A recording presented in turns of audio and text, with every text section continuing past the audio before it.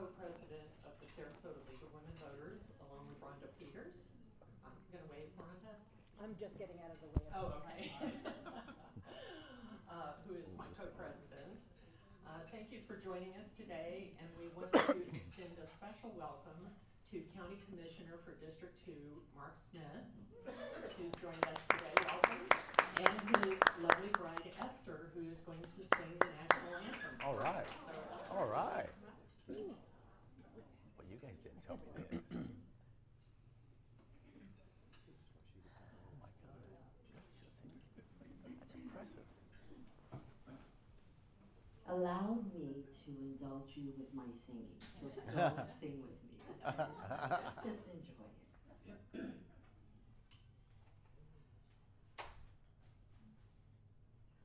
Oh, say, can you see by the dawn's early light what so proudly we hailed at the twilight's last gleaming, whose broad stripes and bright stars through the perilous fight, all the ramparts we watched was so gallantly streaming, and the rocket red glare, the bombs bursting in air, gave proof through the night that our flag was still there. Oh, say does that star-spangled banner yet wave o'er the land and of the free and the home and the home of the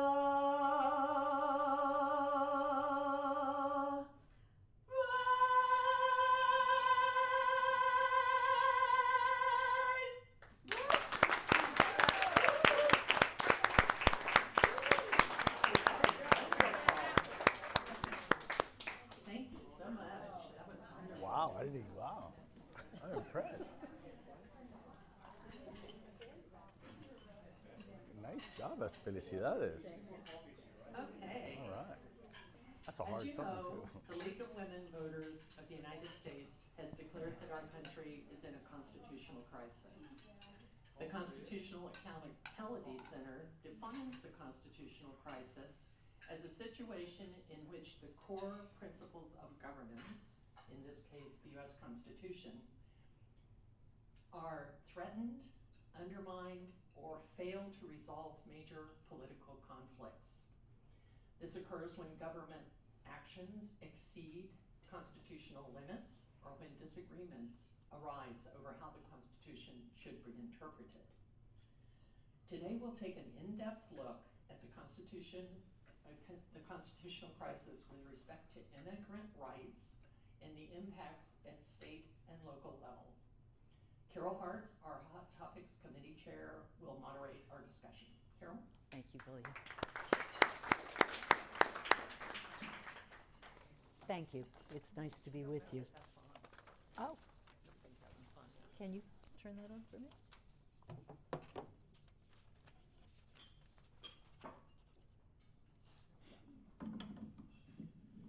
Okay, we're ready. Welcome to our Hot Topics Luncheon.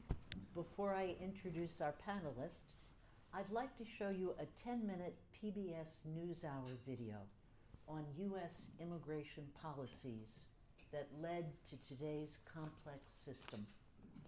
We'll then briefly review the League's positions on immigration before introducing our speaker, our return speaker, Attorney Jim Delgado. As you may remember, Jim was with us last month with an overview on immigration This month, we're doing a deep dive into how immigration policies affect Sarasota County and our state. Mary Pat, if you would begin the video, and if any of you would like to get coffee or dessert during the video, please feel free to get out of your seats. That's just fine. As we've discussed, President Trump has signed several executive orders making sweeping changes to the immigration system. Immigration was one of voters' top issues in the presidential election, with many supporting President Trump's message that the current system is broken. But how did we get here? Laura Barone Lopez takes a deep dive into the history of immigration policies and laws that have led to the complex system we have today. Since its founding days, the United States had mostly open borders, welcoming immigrants from across the world to work and build lives here. In the late 1800s, record numbers of migrants from Italy, Greece, and Central and Eastern Europe made the journey on newly invented steamships to the United States. Many, especially in America's now crowded cities, began to question the open door policy. There was a huge backlash. There was substantial anti-Semitism. There was substantial anti-Catholic discrimination, particularly against Irish immigrants. And so over time, this political pressure built up and built up and built up. In 1924, Congress passed sweeping legislation restricting immigration. Congress nearly closes the door, and the part of the door that's open is really just open to Western Europe. Except for Western Europe, the quotas that existed for individual countries were almost laughably small. Sometimes it was, this country could have 100 people a year moving to this country from places like Southern Europe. The law, which favored mostly white Europeans, would dominate U.S. immigration policy until the 1960s. I think it is not a burden, but a privilege to make this really, as it was for them, a new world. Building on a promise by President John F. Kennedy and making it part of the fight for civil rights, President Lyndon B. Johnson pushed to repeal the quota system. He supported a bill that proponents said would not discriminate against people based on their country of origin, and they stressed it would prioritize skilled workers and family members of people in the U.S., but would not increase the overall number of migrants. Those promises were absolutely central to selling the bill because the advocates of the bill understood Americans didn't want a huge increase in immigration. Johnson signed it into law at the base of the Statue of Liberty and emphasized that it did not represent radical change. This bill that we will sign today is not a revolutionary bill. It does not affect the lives of millions. The law did, in fact, transform our immigration system, and in particular led to vastly more immigration. Although the legislation contained annual caps on immigration, there was one important exception: family members of naturalized U.S. citizens. So if I came and then I wanted to bring members of my family over in subsequent years, only I would have counted toward that quota in the first year, not my extended family members. Immigration soon soared, and over time, family reunification became the largest type of legal migration to the country. And the foreign-born population shot up from less than 5% in 1965 to just over 15% in 2023. This is the only area in which the American farm Parceros. labor supply falls short and is supplemented by Mexican citizens. Johnson's administration also oversaw the end of a key legal pathway for migrants to work in the U.S. The Bracero program, which had been used since World War II to hire millions of temporary agricultural workers from Mexico, expired in 1964. Those workers continued to cross the southern border, starting a decades-long rise in illegal immigration.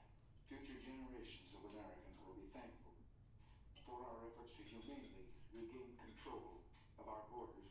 In 1986, President Ronald Reagan helped pass sweeping legislation that granted a pathway to citizenship to nearly 3 million undocumented immigrants in the U.S. This first modern attempt to crack down on the border failed to deliver, and illegal immigration continued to rise through the 90s. We are a nation of immigrants, but we are also a nation of laws.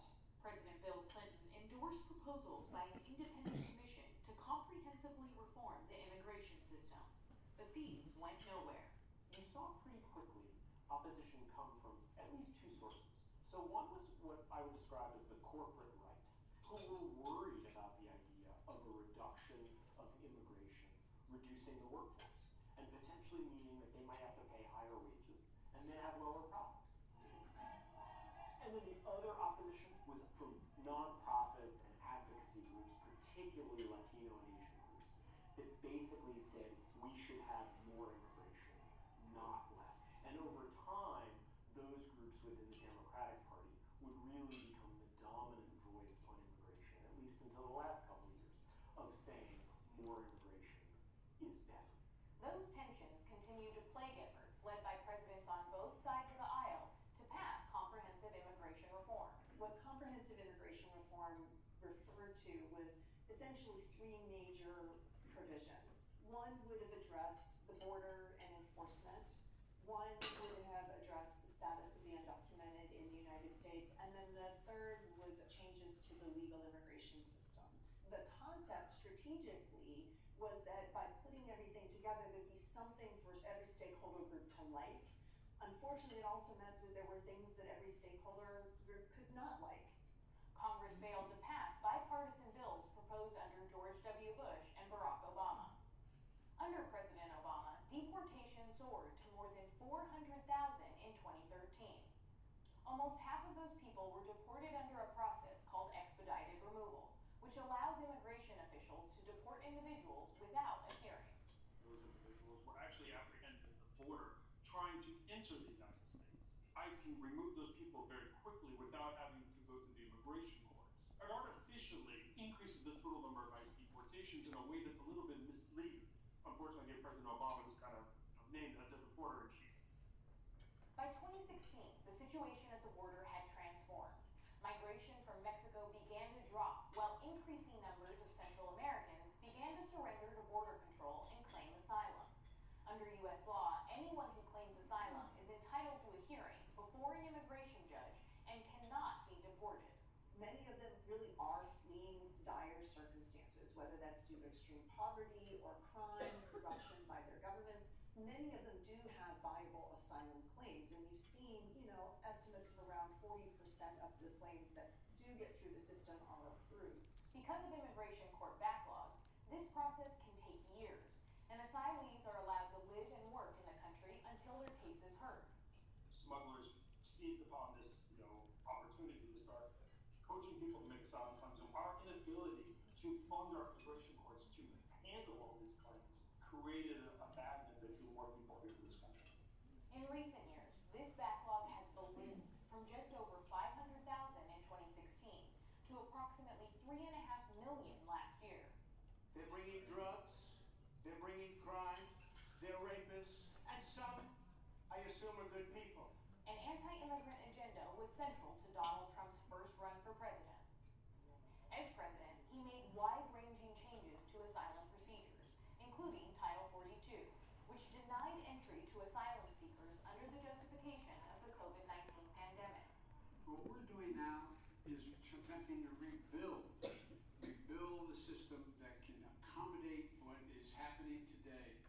President Joe Biden reversed many of those Trump-era policies and oversaw the largest immigration surge in recent history. From 2021 to 2023, annual net migration, both legal and illegal, averaged 2.4 million per year. Our failure to enforce our laws at the border, to timely provide due process to people at the border, and the perception that the border was out of control. I think that more than anything influenced the thinking of people where they would accept this insane rhetoric we're seeing today. On the campaign trail, President Trump stepped up his anti-immigrant rhetoric. They're poisoning the blood of our country. That's what they've done. So the Republican Party became extremely anti-immigration, sometimes giving voice to false and racist conspiracy theories, the way that Donald Trump appeals to nativism, the way he appeals to xenophobia. You absolutely can see echoes from that to the 1924 law. It's absolutely there.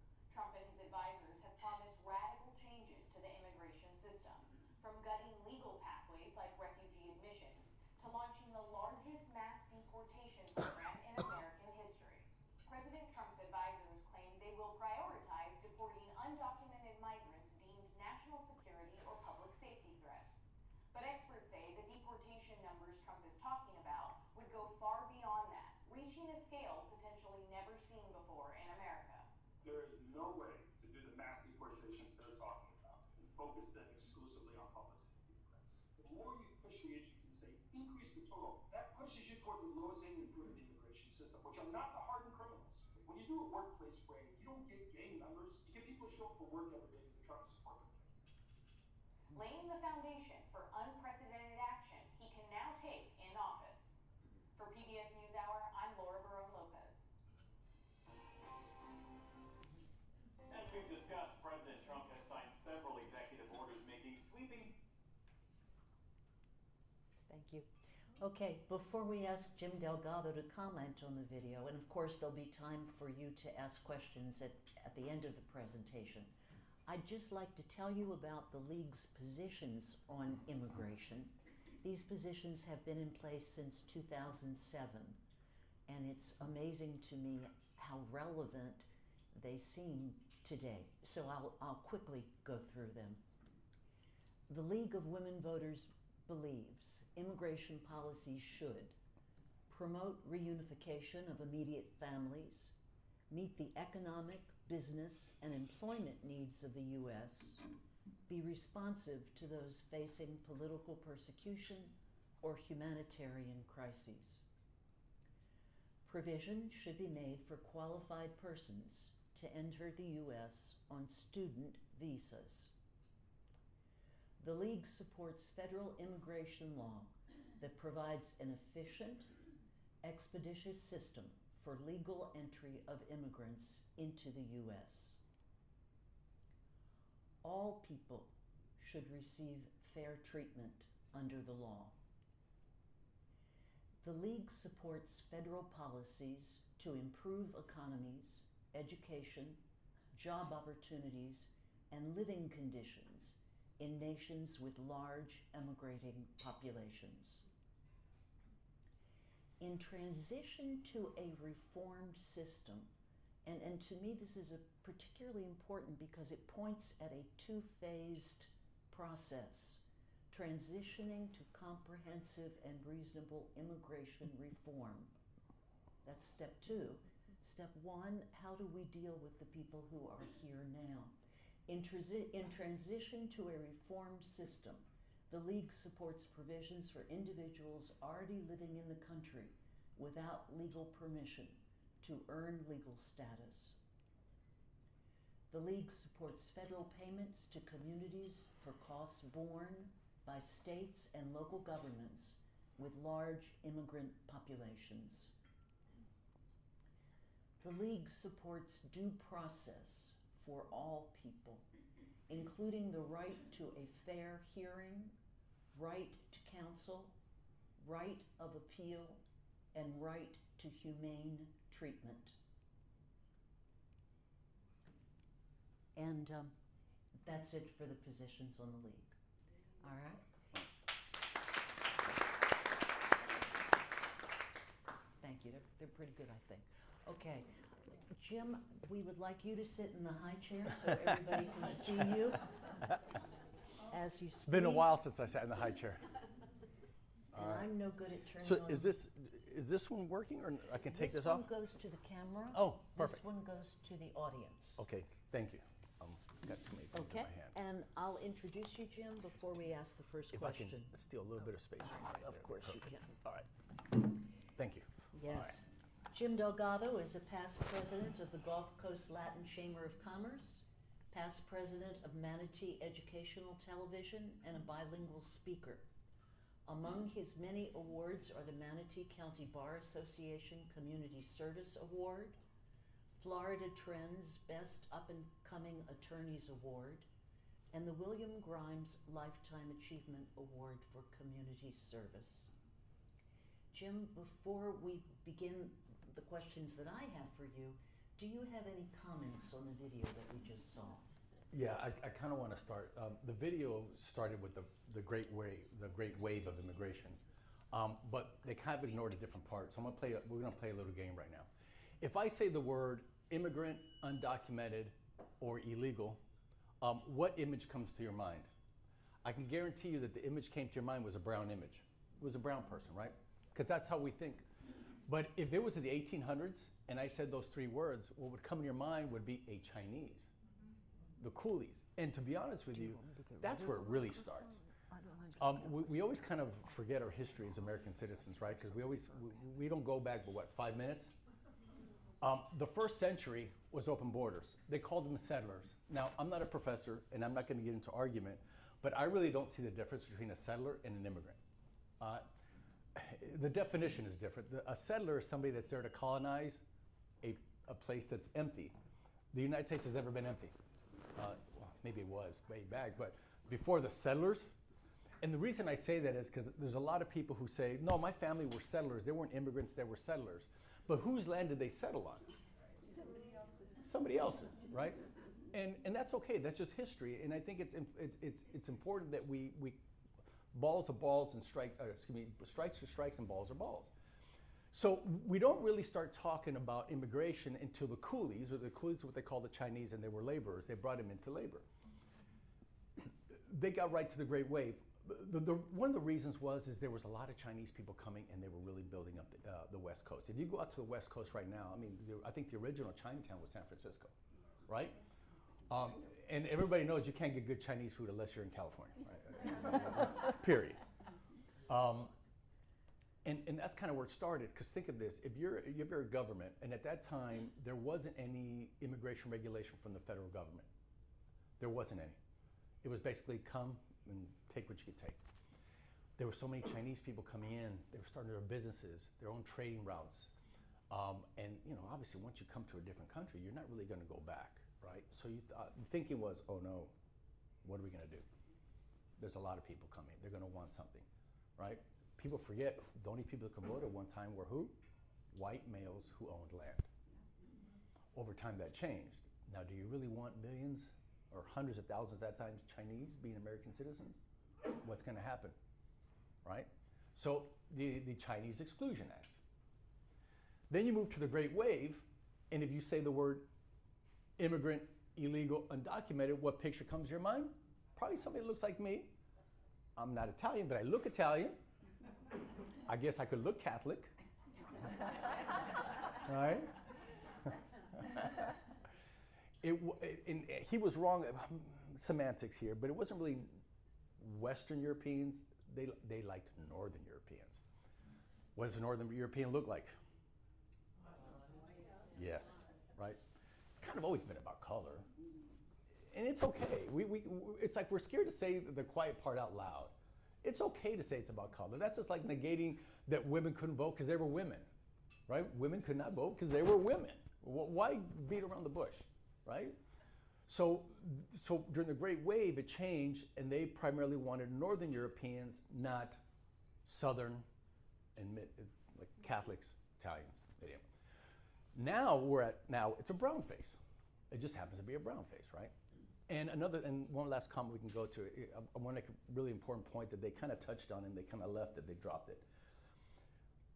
We have politicians right now are conflating drugs and immigration. Why? There's a little bit of truth to that, though. Here's the part, they alluded to it, they had it, and then they left it. Because where we have failed as the United States to control immigration, guess who stepped in? The drug dealers. I talked about this last time. You know they're challenging the price tag right now for that person that you see. If you see a 20-something-year-old Latino without papers working in your yard, most likely they paid $15,000 to be here. Yes. Oh wow. Who's that money going to? It's not going to the United States. It's going to the narco. And they probably have a balance, and they're paying some of that balance off. Why? Because we have failed. As the United States, we have failed to take care of that. Here's where we spend our money. Enforcement. They mentioned it, right? Everybody tries to get it. When they talk about giving somebody something, what they do is they give something, we're going to get more cops. We're going to get more enforcement. We're going to get more enforcement, more people in jail, right? Because it's tough talk. People like tough talk. They think, yeah, punishment, punishment, punishment, punishment. The problem is, where they're taking the money away is adjudication. The judges. They're cutting back the judges and upping the money to enforcement. It's backwards. I am from El Paso, Texas originally. I'm from a border state. I'm from a border town.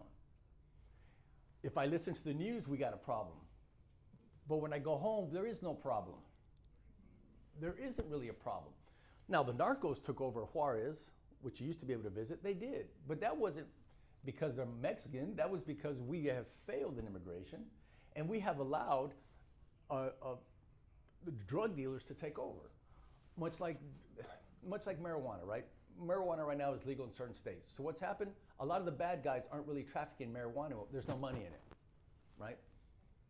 In certain areas. That's the whole point. Right. So when you leave a vacuum, the bad guys always come in. So I just want to make a few comments on that video. I'm glad you did. Sorry. Jim, as you practice in Sarasota County, please describe the effect of current immigration policy on families, women, and children in Sarasota County and in Florida. Okay. So what I'm going to do is I'm going to talk about the people that I've known for many years, and I'm not going to talk about new arrivals. I'm going to talk about the people that basically you know them, but you don't know them. If you go to Onico and you're driving, you see all these stores, they're in Spanish. A lot of them have been there over 20 years. A lot of them pay taxes. Here's the kicker. A lot of them aren't legal, but they have an ITIN number. An ITIN number allows them to pay their taxes without any benefit in that return. So we're talking about people that have been here for 20, 30 years, and they're kind of stuck here. They are not from their country anymore, right? Even my mom was born and raised in Mexico. She goes back to Mexico, she feels like, they even call her gringa, a white person. When she talks, they say, that accent, you speak Spanish pretty well. She, well, I'm from here. She goes, no, you're not from here, I can tell. But they've been here, they've raised their families here. What's missing is the documentation. It's funny, every time I come here, something happens to me that I have to talk about. So this morning, I get a phone call from a client. She's been running a food truck now for years. Great food, by the way. It's on 14. Come to me later, I'll give you the name. Steel Huicho, what the heck? Steel Huicho, it's a great truck, it doesn't matter. She comes to me, her son got a letter. Her son right now is a truck driver, and he's currently in a load like in New Mexico, or I don't know where he is, but he's just not here in Florida. She got this card, and she says, I'm really scared. I need you to translate this card for me that I got. It has something to do with my son's CDL license. So look, I can't help you, but I'll read it. I've known Juana for decades. The Department of Driver's License has since found out that her son, who is a DACA recipient, which means he's not legal, he's here at DACA, he's had a CDL for 5 years. Our current administration started looking over the paperwork. They said, oh, wait. You are not allowed to have a CDL because you are a citizen of Mexico. This child has been here since he's been 8 months old. His Spanish, not so good. It's not. And he was DACA. They are now telling him his 27th, his CDL expires October 27th. Here's somebody who, for the last 5 years, now by the way, his mom and his family own taco trucks. He wanted more, American dream. My mom was a cook. I want to drive trucks. I want to own trucks. That's what he wants to be the owner of the carrier, right? But as of the 27th, he will no longer have a CDL. You better head to the other border. Well, but the thing is, his home is here. His family's here. This is his home. This is the only home he knows. English is the only language he knows. But because his parents fled, he's paying the price. That's one of many stories. Last time I talked about, too, how does it affect you? You say, okay, that affects them. How does it affect you? This is how it affects you. Those children who are not working represent FTEs. What's an FTE? That's how the school gets paid. If your school has 3,000 students, it's a big number. 3,000 students, only 2,000 students attend school. They only get paid for 2,000 students. Guess what they budgeted for? 3,000 students. If the families start to leave and the children start to leave, the schools get less money. Not only do they get less money, but we now have less money in the system. This family I'm talking about, they run a very successful 2 or 3 trucks. They paid themselves off a long time ago. They're taxpayers with no benefit, by the way. Their ITIN number. And every day they get in their car to go to their taco truck, their number one worry is, especially now, is am I going to get stopped? Am I going to get deported? I don't know if you guys know this, but police officers right now are running tags. They're just running tags. There's a system called Flock. And basically, Flock can pick up any tag around them and tell them whether that person who owns that car is registered. They can tell them whoever the person who owns that car and who the car is registered to has their driver's license or not. And they're just getting stopped. They only have to ask one question. Are you the registered owner? Yes, they already know. FHP is under orders to call ICE. Yes, oh my God. They cover their faces because they're ashamed. But the bigger point, that's a different issue. Oh, sorry. Yeah, I think your mic went off. The bigger point. Now, No. maybe it's dead. The battery's there? Okay, we go. All right. The bigger point being is these are people that are part of our community that are no longer there to pay in. Now remember, they're not getting anything back.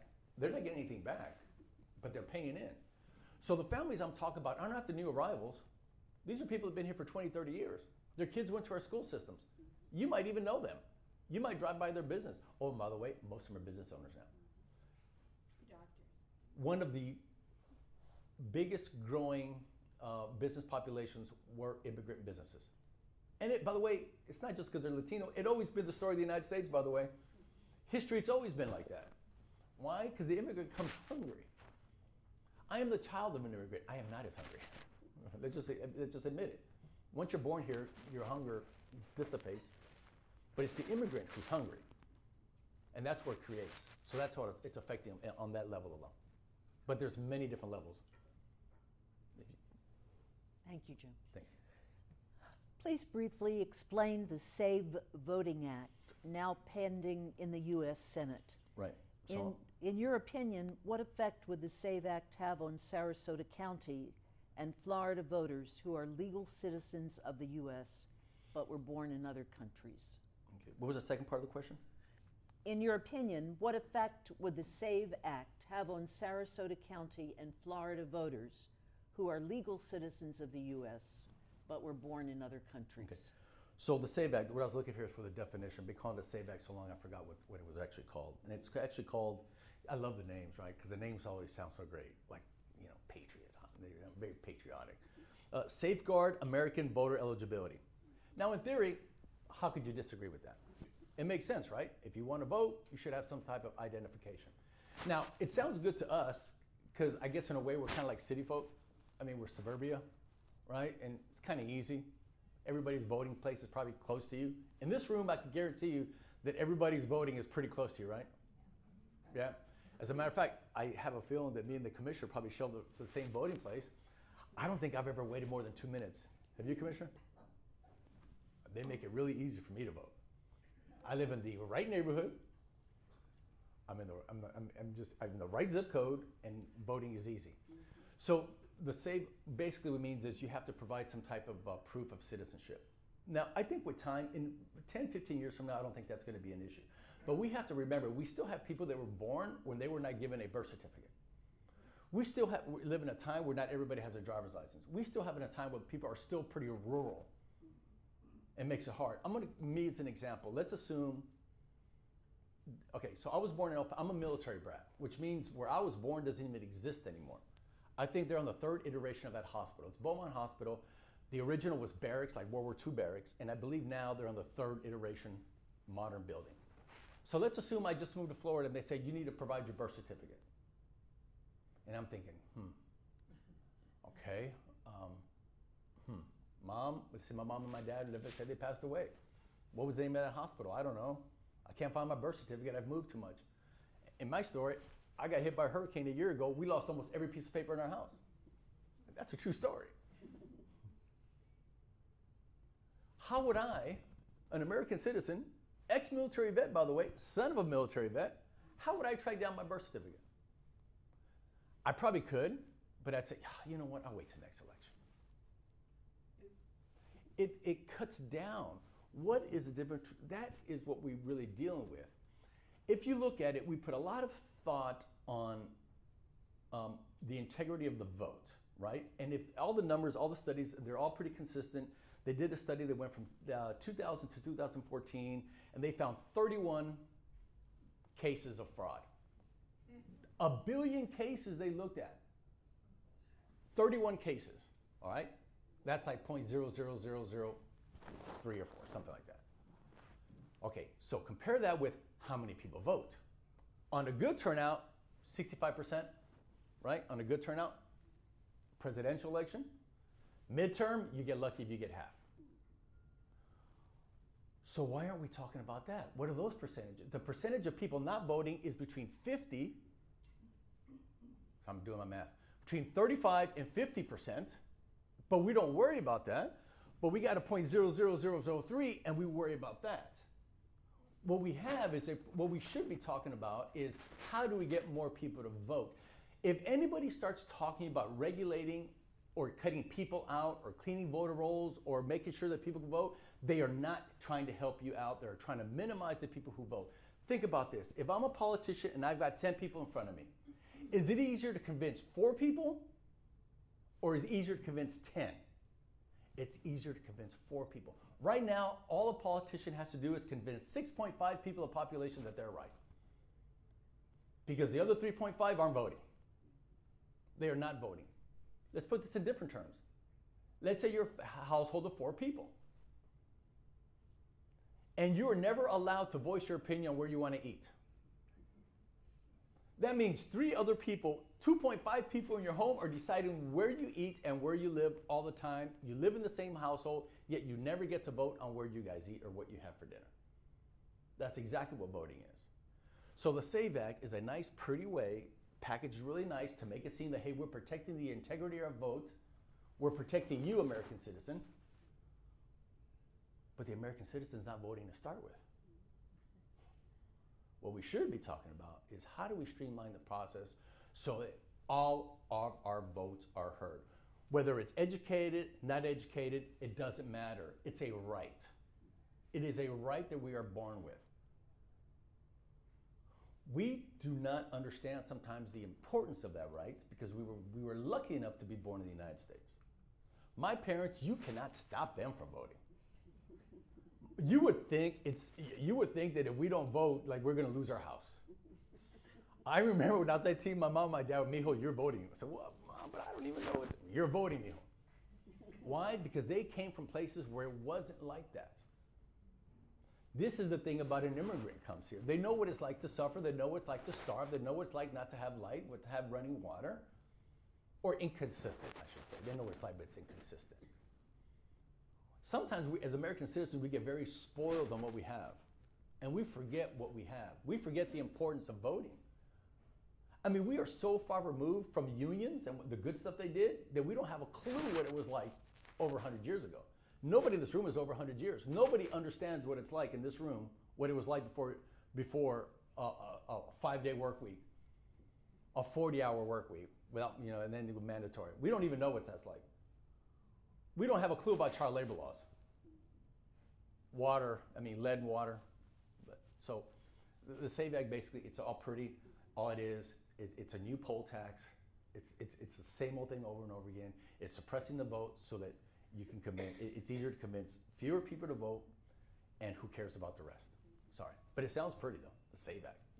It's a great name, by the way. It's a great name. Thank you. 2 more questions, and then we'll get to audience questions. Sorry, 2 more questions from me to Jim, and then we'll get to audience questions. Please describe Florida's approach to immigrant rights as compared to other states. In your opinion, what regulations or legislation would improve Florida's approach to immigration? All right. Okay, so the first one is, so right now, Florida's approach to immigration is in the court system. It's in the 11th Court of Appeal, I believe. Because our governor wants to basically make it a crime if you have entered the states illegally. He wants it to be a crime, a felony with mandatory jail, by the way. Where's he gonna put him? Excuse me? In what jail is he gonna put him? Well, that's a good, so we talked about that, or I think we talked about this last time. There is a winner in all this. The jail system is always a winner. And let's not forget that. Incarceration is big money. I mean, if I would have the idea, I would open up a prison. I mean, it's great money. For profit. It is. Geo. Stay at the rent. Different. A different issue for a different day. We could talk about geo sometime. I'm sorry, I got distracted. Okay, so Florida's approach basically is incarceration. Incarceration, incarceration, incarceration. Remember, when you want to punish somebody or you want to remove somebody from society, you can never tell the truth about them because why? Because they are a human being. What you do is you have to, in Spanish you call it el cucuy. You have to create a bad guy. And that bad guy, you have been told that that bad guy is taking something away from you. It started before with they're taking your job. But where are they finding these people? At job sites. That's number one. Two, they're getting free money. No, they don't qualify for benefits. I just saw the Speaker of the House the other day lie to the American people and tell him that those benefits are going to undocumented people. I get so mad sometimes because that is not true. Now, I'm not saying it can fall in the hands. There's always somebody that can work the system, okay? There's always outliers. There is always out there that's going to work the system, fake, that's all. But they are not getting free money. They are not getting free money. They are working, they're paying into it. We talked about this last time. As of right now, there's over $800 billion of no match funds. The IRS knows where everybody's at. IRS always gets their cut, right? I told you, ITIN number, they're paying it. So the immigration policy basically on a statewide basis, it would not be allowed because the effect it would have on here, which it kind of had a little effect to be honest with you. So if Florida closes down and Florida makes it more strict, where are they going to go? They're going to go to states that are friendlier. So if you squeeze the balloon over here, the money goes there. And what we're going to do is right now we are losing some of our people. And it's not the ones who have been here for 2 or 3 generations, they can't move. They have businesses. Their remark to me is, Jim, I'm just going to sit here till they deport me. I have a business. I can't do anything. I can't move. Their children, however, are leaving and going somewhere else. By the way, their children are the ones that are working. My age, 58 and above, we're not really working anymore. We're not in the sun anymore. Well, maybe a little bit, but not a lot. It's the 20-year-olds that are doing the work. The 20-year-olds are like, well, look, I have to add this. I don't know if you guys know this, but until recently, you were allowed, okay, so the state of Florida told undocumented people, you can buy a car, you can finance a car, you can register your car, oh, but you can't drive it. Okay, that's fine. They got away with it. And then all of a sudden, as of July 1st last year, they changed the definition of registration and they conflated driving, never having a license with driving a suspended license. Right now, on the 3rd time you get picked up for driving without a license, it's 10 days mandatory jail time. Oh, and you cannot register your car anymore. Yes, so how does this affect you? I'm undocumented, I buy a car. Well, of course I'm gonna buy it because I have to work, right? Who's gonna put your roof on? Right? Who's gonna put your stucco? Who's gonna put the drywall? Not only that, I run a taco business. Or I'm a, not a GC, I'm a, help me out here. Sorry. I'm a subcontractor. I got to get to work. This truck, it's the business owns it, right? But I need to buy it. I need to register it. So I'll get my cousin, who's a citizen, to register my name. So guess what? The legal owner is over there. But here's the kicker. His insurance policy, basically everything on that insurance policy is kind of a lie. It's fraud. So if he hits you, he might not be afforded coverage because he had to lie on his application to get on the road. So now you, victim, American for 5 generations in the United States, whose forefathers were settlers, you're affected because the law made it so that this person who has a truck, who could have had a driver's license, who had a driver's license, but couldn't register it. So for him to get to work, to do our work, is no longer valid, it's fraud. Because I don't know if you guys know this, but before 9/11, before 2002, caused by 9/11, is they took all their driver's license away. There used to be a time in the United States where anybody could have a driver's license. All they cared is what county you're resident of. Do you pay light? Yeah, give me a bill and you can have a license. It was safer. It was just safer. They were insured, they had a license. The feds, why? Because immigration is a federal issue. It's not a local issue, right? So, well, the feds can't work it out local, we will work it out locally. So we're gonna move this around because this is money. So every time they start messing with those people, because that's how we know them as those people, or that face that came to you, remember, it will affect you too. It'll affect your pocketbook. It'll really affect your pocketbook. This number, you cannot lie, is $1.8 billion in taxes in the state of Florida alone. 1.8 billion. That could be over 2 million. If you would legalize them or give them some type of status, you could raise that number over $2 billion. In purchasing power alone, between 13 billion and 22 billion, depending on what source you like. The low number is 13, the high is 22. Let's cut it to 15, who cares? 15 billion in the state of Florida. The effect we have, if we push them out, is where are they gonna go? Because if I was North Carolina, if I was Colorado, it's like, welcome to my state. Why? Because we know what happens to an immigrant second, third generation. What happens is everybody in here. This is what happens. Esther, who sang beautifully, family goes to Puerto Rico, right? She's here now, married to a county commissioner. You all have the same story somehow. We all have the same story, but we seem to think that we own this is ours. And the one that's punished the most is always the newest one. Unfortunately, right now, I share DNA with the newest member. Thank you.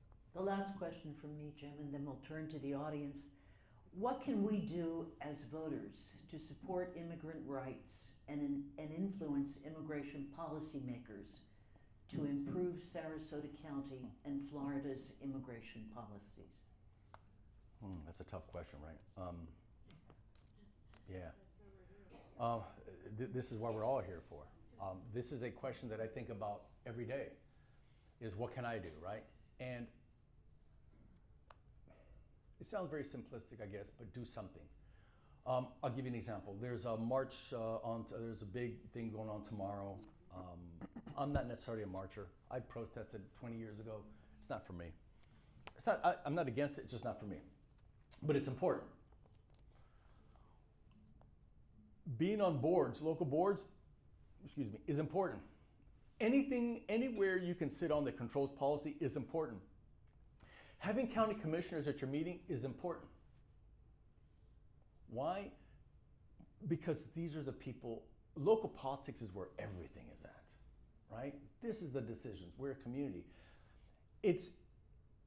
Everybody wants to keep their job. Everybody wants to keep their job. If you start getting phone calls, you feel like you might lose your job.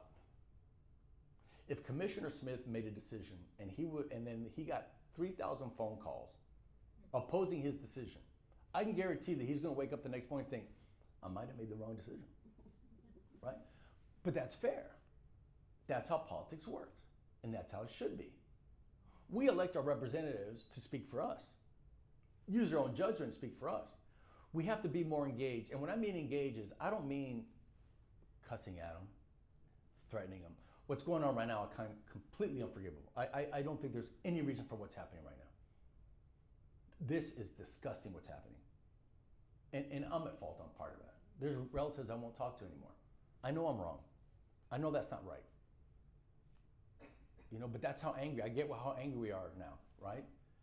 For me, immigration is, I wish I could look at immigration like I look at environmental issues from a calm perspective, an educated perspective. But the problem is, being the son of an immigrant, sons of immigrants, and being from a border town, and sharing their last name in their DNA, it's hard not to take it personal. My kids right now are 27 and 28. The anger they have right now, I don't like it. My daughter will not come back to the state of Florida. She's 25 years old. She moved to California. She said, I'm gone. I'm gone. That's not fair. Can I go to California too? No. I want her back. My point being is, there's certain issues that cut a little bit too deep because I'm too sensitive to them. And this is why, by the way, I'm not an immigration lawyer. I'm a personal injury attorney. Those guys. I know, I saw that look. I think I just lost the crowd. But this issue to me is an issue because of the economic impact. If immigration, whether legal or not legal, be honest with you, I don't think that, I don't think we have a problem with immigration at all. Legal or legal, I don't care. We don't have a problem. We benefit from it. I said this last time. I think the system is working exactly as it's supposed to. You know, I have a feeling that this is the grand design and it works.